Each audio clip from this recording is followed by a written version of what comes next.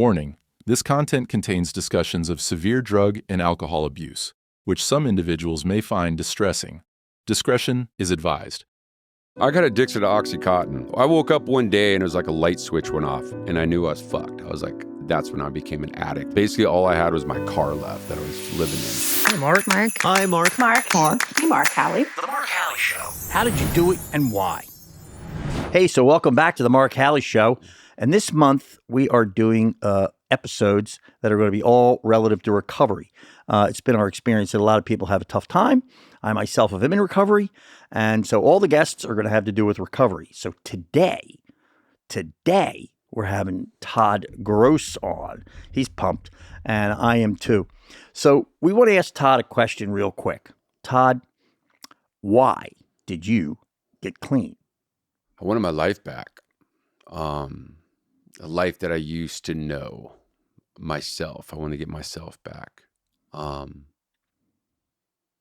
got down to such a point to where I didn't want to live, but I was such a pussy to kill myself. I had these dreams and aspirations that I lost touch of. I just wanted to be part of society again.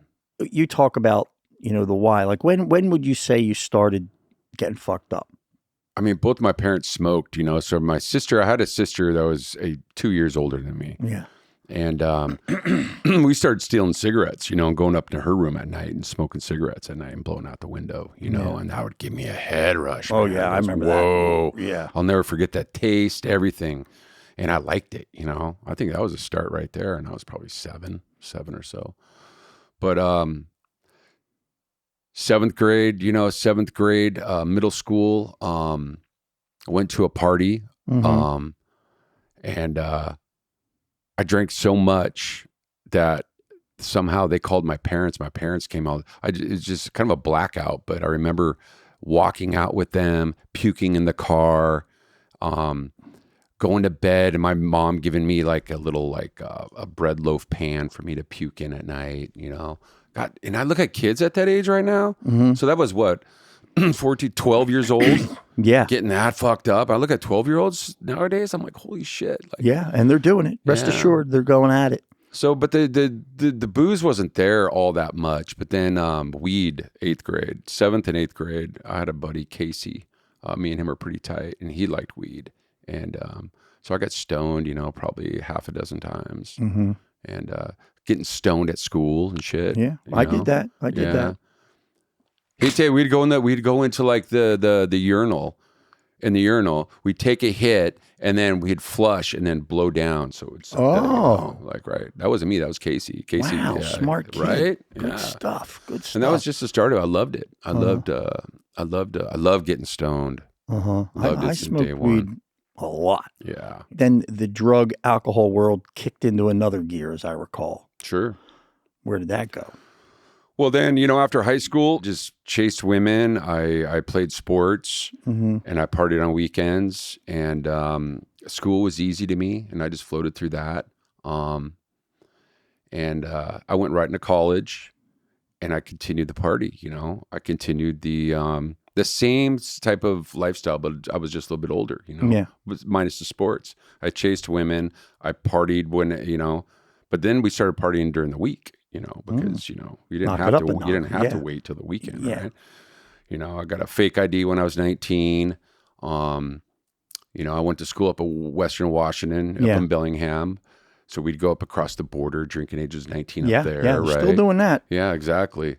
A lot of weed, and then started getting introduced to other hard drugs, like cocaine. Yeah, so just continue. I just partied. I just continued the party. That was my life, starting at 14, freshman year in high school. That was the life I knew. So when did you amp it up to where it's like, okay, now it's the hard drug deal?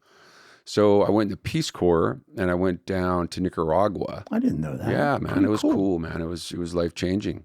Smoked a little weed and drank down there, but I kind of I kept it under control. Like I drank and smoked weed as much as the people down there. You know what I'm saying? Follow just kind along. of follow along, right? And then, but my mom was getting sick, And I got a call. The nurse came to my town. She goes, "Hey, Todd, you're flying out. Your mom's sick. You're flying out tomorrow." I'm like, "Oh, wow, okay." So she was at UW and medical. So when I got back, she was up there for 2 weeks and she ended up dying up there. Oof. Right? It was horrible, man. She was everything, right? Yeah. I was such a mama's boy. She was just everything to me. So I decided not to return and finish my commitment and just to stay home with Dad and my sister, and to help each other through this transition. And 8 months later, my dad started dragging his foot at work. And a year after that date, he was paralyzed from the waist down in a wheelchair with no diagnosis, and I was his caregiver. Just fucking downhill, We didn't know what the hell was going on. So I became his caregiver full time, and it was just no question, right? They loved me, and this is what I was going to do, And he started getting bottles of painkillers, and they didn't help him because he ended up having multiple sclerosis. I ended up taking him back 5 years later. I drove him 4 years later. I drove him back to the Mayo Clinic in Rochester, Minnesota. Wow! And finally, they gave him a diagnosis of multiple sclerosis. Long story. That's kind of besides the point. But the thing is he had all this nerve pain, and these opiates did nothing for his pain. All they did was constipate him, and I had to deal with that constipation, right? I had to deal with all that shit. So I started taking them, and man, that just made my life that much easier. Because it was fucked me up, man. I'm like, here I am, 26, 27 years old. I'm like, my life had just hit the brakes. Boom. Now you're a caregiver. You're at home. When I was just living my life in Nicaragua, I wasn't even planning on coming back to the United States. I was just going to go for it. And so I struggled with that. I struggled with this new identity that I had and this new responsibility. And those pills sure helped me, man. Except for a couple years later, I had a landscape business at that time, and I partnered up with a friend of mine. Well, that motherfucker, he had a script of Vicodin. His cousin did, his mom did, his brother, all these people. He had like 8 different people that had him throughout the month. He knew when all right, so Molly's getting her script today, so we'd go to Molly's and he'd come out with fucking 8 of them, 4 for me, 4 for him, whatever, and that's where that pill thing started coming in. And next thing you know, little while later, he ends up meeting this guy, and he comes back with these Oxycontin, right? Fuck. So we take those. We'd go out. What they do for me, I'd take an Oxycontin. I'd go out. I'd landscape for 12 hours a day and still want to landscape. Yeah. Give me that turn energy. You on. In long term, right? The slow release or when I've taken it, man, that's where it kicked in. I can get like really analytical. Like I can do like a massive spreadsheet for work. Just sit there and just concentrate. Go. And it was a good feeling. Whenever I've seen dentists, even in the past, 10, 15 years, I get them and I tell my wife, you take the fucking, I can't have these things. Then I'm trying to get them from her. Yeah. I'm trying to beat the, whatever. I want more, because some people are like, oh, it makes my stomach bad, and I just doze off. And I'm like, no, I don't know what happens to me, but it turns on. So now. Yeah. And I want that every day. Yeah. Why not? And you start getting it. Because when you don't have that, then you're back to like where you were. You don't have that energy. You don't have that clarity. You don't have that euphoric feeling. Well, I want that every day. Sure. Right? Sure. Yeah. And I got it every day. Now, eventually you're going to get into hard drugs and become not a dysfunctional. Is that a good choice of word? I got addicted to Oxycontin. Uh-huh. So I was, then I started getting... I woke up one day and it was like a light switch went off and I knew I was fucked. I was like, that's when I became an addict and I knew it, but I was still in denial of it. But deep down in, I knew it because I started getting dope sick where I needed it every single day or I'd get dope sick. And that dope sick is the worst thing I would not want my worst enemy to have. It's horrible. What's it like, dope sick? The anxiety, you just, I just can't even explain it, man. You're sick. You got, you're shaking, like your chest wants, or your heart wants to come out of your chest with anxiety. You're just freaking out and you're just obsessed about getting it. You have to get it. Get me more. To feel right. Yeah. You're puking, you're shitting yourself. It's horrible. It's absolutely horrible. That's when I was fucked. And so I continued on and on and on. And then by this time I was married, and everything started going downhill from there. That's when I was fucked. Ended up kicking that. Got on Suboxone when that first came out. Yep, I remember that. Yeah, and then I finally kicked it, and that took a long time, man. That took about seven years in and out of NA and stuff, just trying to figure it out. But I was doing it to save my marriage. I was doing it to basically to save my marriage. That was the big thing. I wasn't doing it for myself, right? Yeah. I did a little bit all day, every day. Okay. Right? Because I wanted to keep this image that I had. I didn't want any of my friends knowing. I didn't want anybody knowing that I was a tweaker. That I was doing methamphetamines. I was bad, right?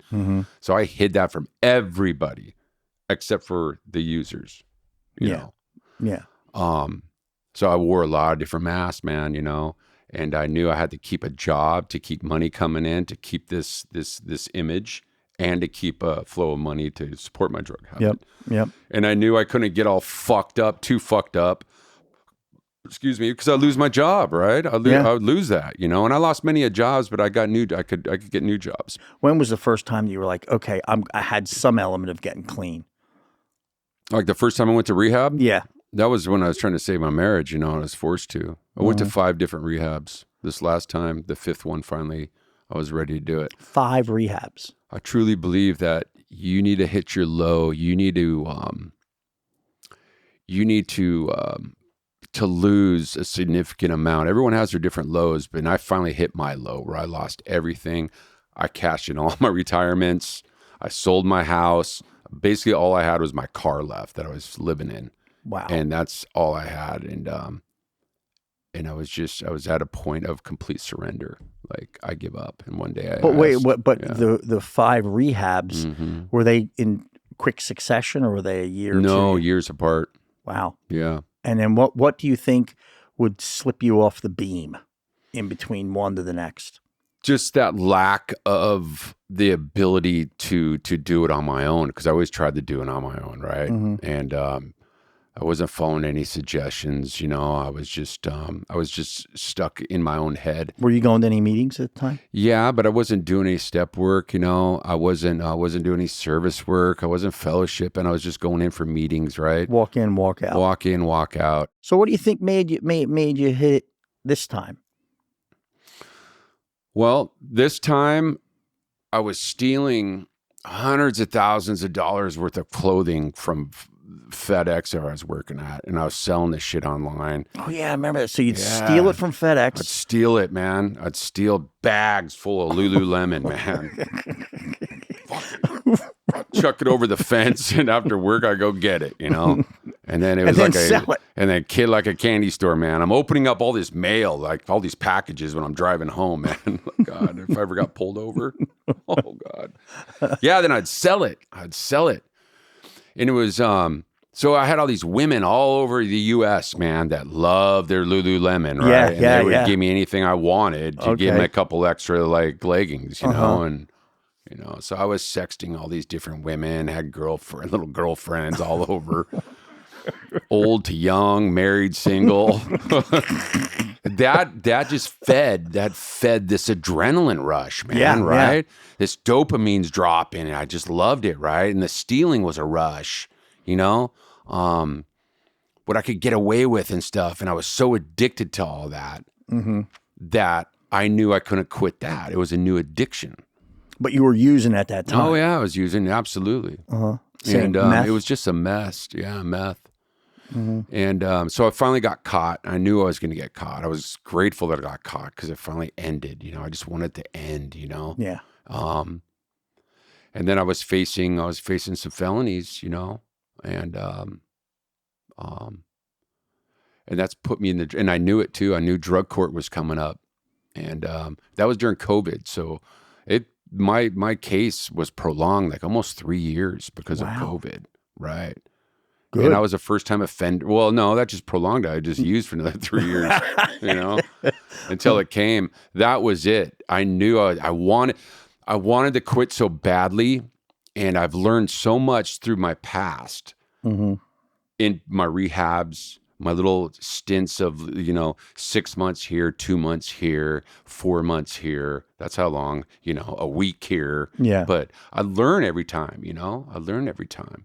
And I would take some knowledge with me each of those times. But I just kind of knew deep down in that this time was it. I was waiting to be facing time. Yeah. Or I was be facing, laying on a hospital bed where my body's finally going to reject these drugs. I needed something like that because I didn't have the discipline, or I didn't have the that desire to really quit. When did you get clean? August 14th, 2023.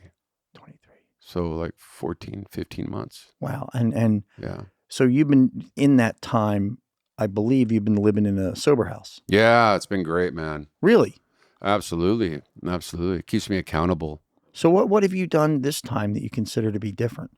Change everything, right? Yeah. So I was born and raised down in Olympia. So when I got out of rehab this time, I picked an Oxford house up here in Seattle where I wasn't going to know anybody. Yeah. I could start all over. I could start fresh, and stay away from the crowd. Yeah, stay away from the crowd. Stay away from all those triggers, and that. And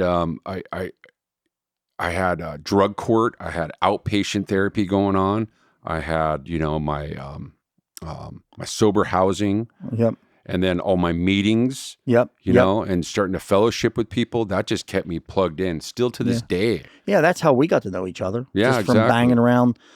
Boom, boom. And then we had breakfast, and that's the for anybody who's trying to get clean. In the end, that's it. Mm-hmm. You got to fight to get yourself involved in it. You have to fight, right? Exactly. And there's a lot of, when you're getting clean in the beginning, you're very judgmental. Like other people. I don't know about you, but other I still people kind of am. I catch myself though. Yeah, but I mean, back then I used to, just be everybody coming in. You'd be like, "Oh, that guy's a douche." This guy, Yeah. And then you realize, well, you're a douche. You're sitting here. Yeah. So, but then you've been powering down in the last year or so. That's how we got to know each other. Mm-hmm. What do you think of the things that triggered you at this point? You've gotten your fifth rehab. Now all of a sudden something clicks on. What was that? I'm starting to understand who I am, right? And I have that awareness.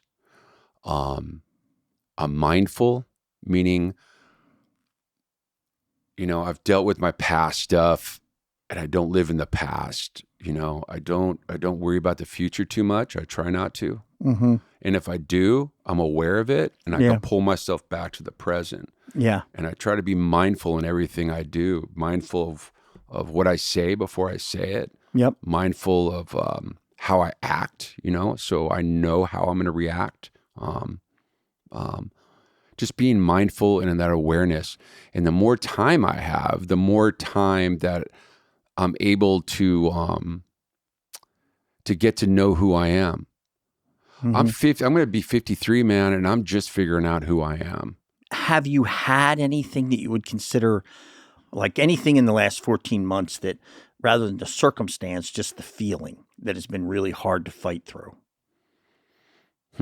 Well, after I got kicked out of my Oxford house because I just wasn't connecting with these guys. It wasn't working, I didn't need to work at that time, but they thought I did. And I just took my time looking for work, and I knew it was pissing them off, but I didn't know I was going to be kicked out. Mm-hmm. So we had our weekly meeting on a Sunday, and they voted and they kicked me out. Whoa. And I had 15 minutes to get a bag, to carry my shit and leave and come back later for the rest of my stuff. So I'm sitting in my car, man, in a parking lot going, what the fuck just happened, man? Like, holy shit. And then I was pissed, and I was like, do I go back and slash every one of their fucking tires? I've done that many times, maybe, right? No, I don't want to do that. Like, well, I can go to the store right here and get some beer and let's get fucked up. No, I don't want to do that. I want to keep my sobriety. Do I get some drugs? No. Fuck, what do I do? Well, it's, you got to accept it, man. This is completely out of my control. This is my higher power working for me. This is supposed to happen. I need to accept it and stay positive. That was tough, man. Yeah. So I slept in my car for 4 days, and then the drug court people put me up in a hotel for another 4, And then I ended up getting in the sober housing where I'm at now. A different one, obviously. Different one, yeah. That was tough. Tell you the truth, I'm scared because I know life can get lifey, right? Hills and valleys, man, right? Yep. And I know those valleys really haven't come yet. Relationships, for example. I've tinkered around with some relationships with women, and wow, man, talking about some emotions and feelings that I remember these, you know, you know, and that scares me a little bit. It scares me, like how am I going to deal with a breakup, for example? How am I going to deal with rejection, or how am I going to deal with you know, me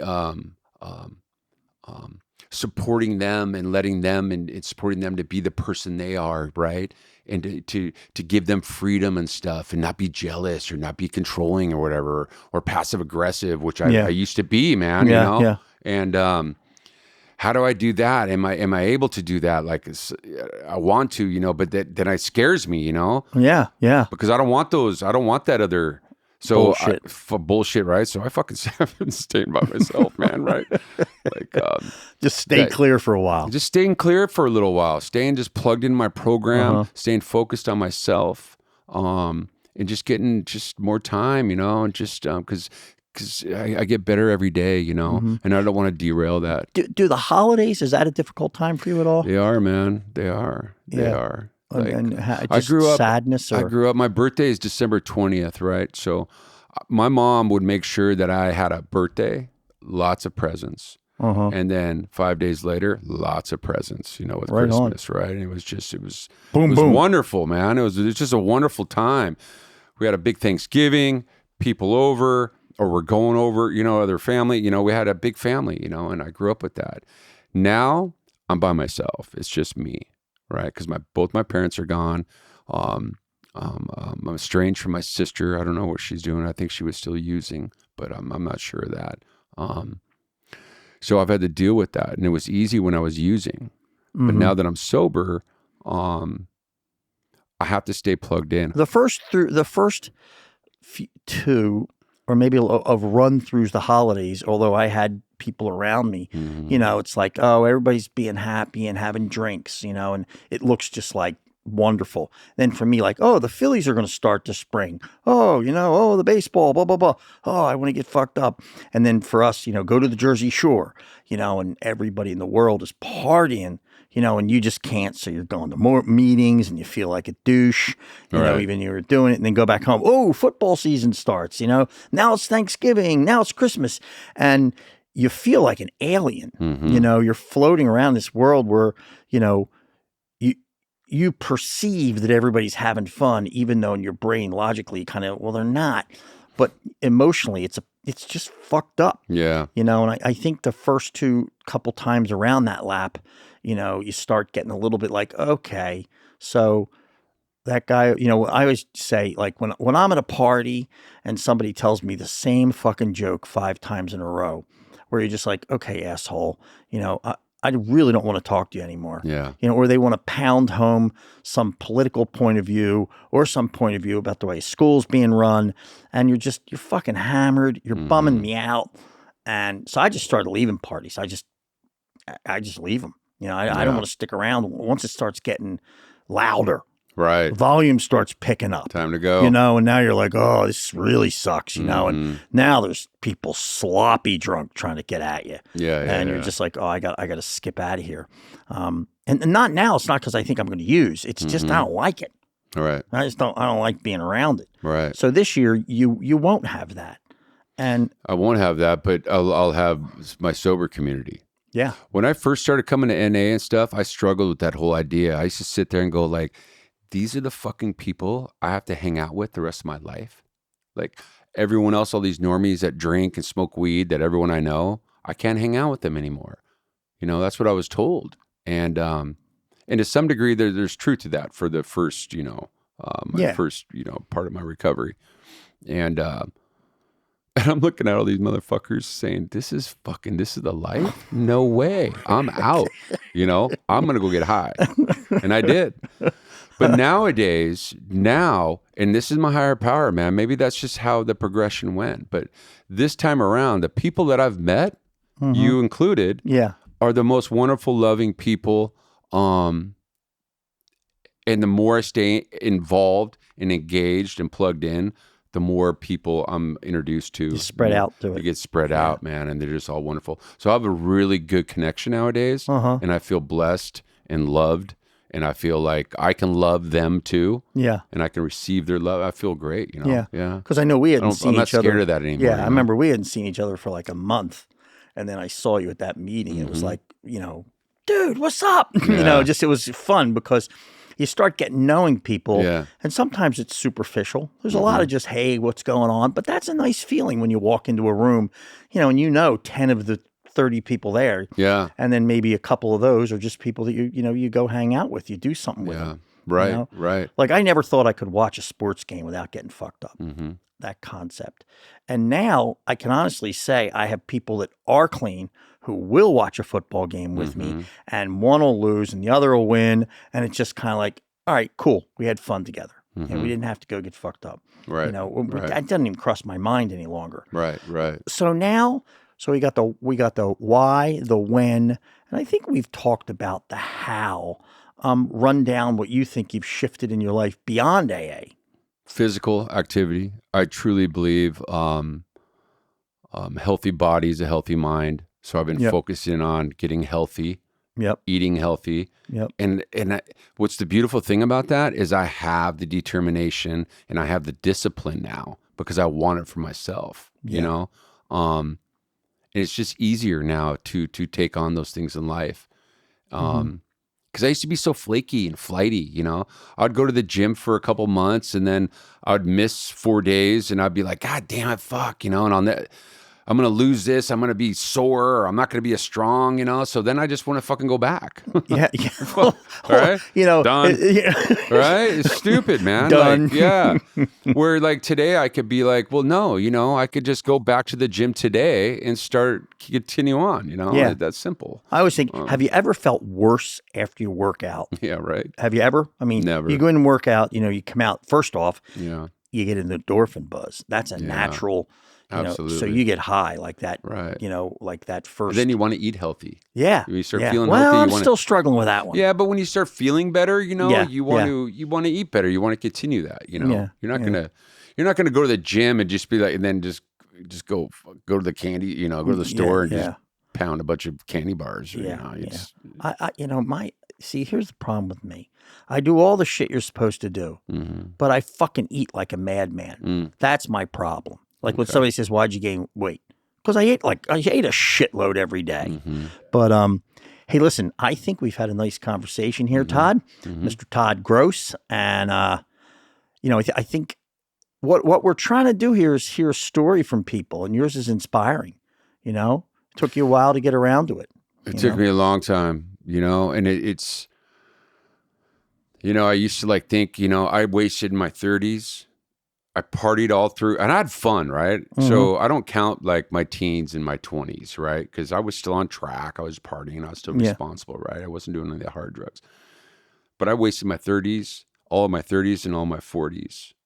It's like a blackout right now. It's like just bits and pieces I remember of it. That's sad to me. Yeah, well, it's sad. So I get to start over now, you know? And I feel good mentally, physically. I'm starting to get back to that aspiration, you know, those dreams and goals, you know. I want to travel. I want to get back to traveling around the world again. Yeah, you should. Yeah, I will. And just see what life has to offer. I want to start living life like I used to, you know, or at least I wanted to, you know. Well, you can, you know, you can, and you will. Yeah. And that's my words of encouragement to anybody. Yeah, you will. But, you know, life is fucking hard. You know, especially when you're first getting sober, man. Yeah, and but I would say even throughout life, you know, shit doesn't get, you know, it'll get. I would say my experience is the ups and downs are not as high, you know, and that's I think a lot of that's just age. You know, you start to be able to kind of go, all right, antidepressant. Yeah, well, that I've enjoyed those. You know, what is it? You want to stay clean? Reach for everything. Right. Priest. rabbi, Buddha, psychiatrist. Yeah. I committed to Buddhism or whatever. Did you? I don't know how much I'm going to commit to it, but there's 5 things. They say you don't kill. No problem. I don't like killing shit, right? But then it goes in. I had to become a vegetarian too because you don't want to kill your meat. You don't kill a cow so you can eat it, right? You don't do that shit, right? Fuck. So I'm a vegetarian now, man. Really? What the fuck? Yeah. And do you like sit around? Do you meditate? Meditate, man. Meditate. Yeah. Wow. I go to this guided meditation once a week. And bring in Buddha, top to bottom. Buddha. Yeah. Monks and shit. Well, yeah. Little shaved heads, shaved heads, little fucking garbs. Yeah. Hey man, thanks for coming in. And again, Todd, happy holidays, great. man. Yeah, you too. Happy holidays. Hopefully we helped a few folks. Yeah. So listen, we're gonna wrap up. That's the Mark Howley Show today, and see you later. Thank you for listening to the Mark Howley Show. If you found this story as intriguing as we did, give us a like, share the episode, and subscribe at the Mark Howley Show. New episodes every other Friday. Adios.